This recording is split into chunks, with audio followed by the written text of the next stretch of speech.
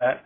I mean, if Okay. you're in a capital constrained situation, you try to make the best decisions. It's no different than, looking at the real estate. Do I patch the roof or do I replace it?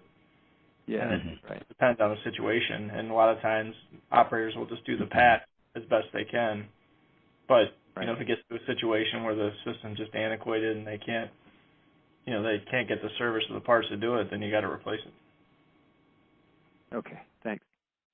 Good. All right.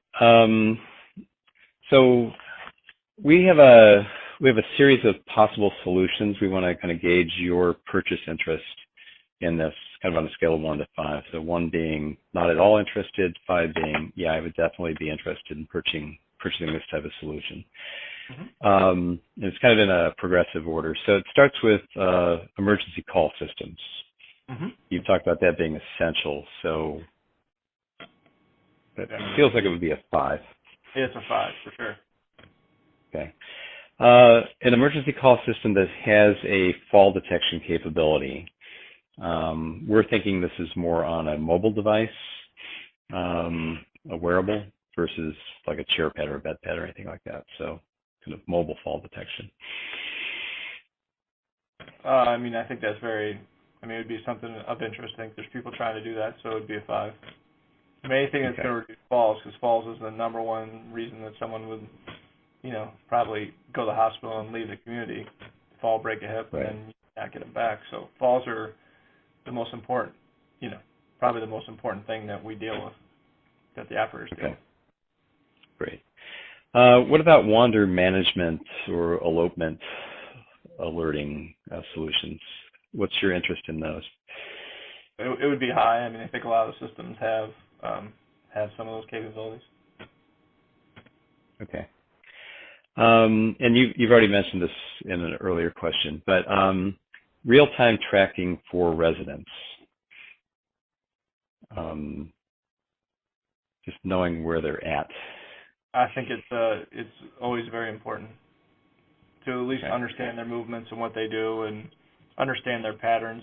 When do they get up at night, that type of stuff. There are some systems that are not e-call systems, but there are systems that are out there that do that today, but not integrated. Right. So have you had any personal experience with any of those types of systems? Professional experience. The one's called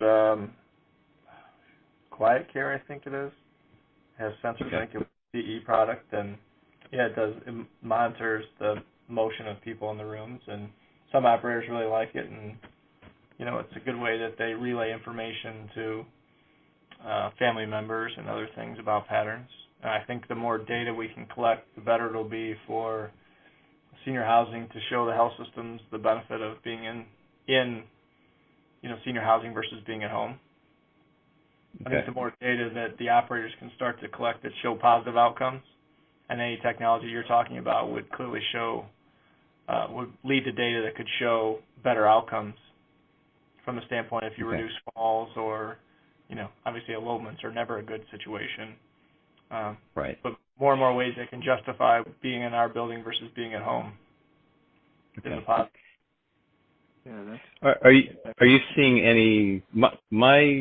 My recollection of data as far as penetration of seniors housing is it's been around 10 or 11% of age 75 plus that will go into seniors housing community. Is that a number that does that fit with your reality? Yeah, I'd say 75 plus is probably 10%, but when you get to 82 to 85, it's getting higher. It's like 20%. Are you seeing any movement away from seniors housing and into the aging in place or the aging at home? I don't think we've started to turn. I don't think we've seen a material impact there. No.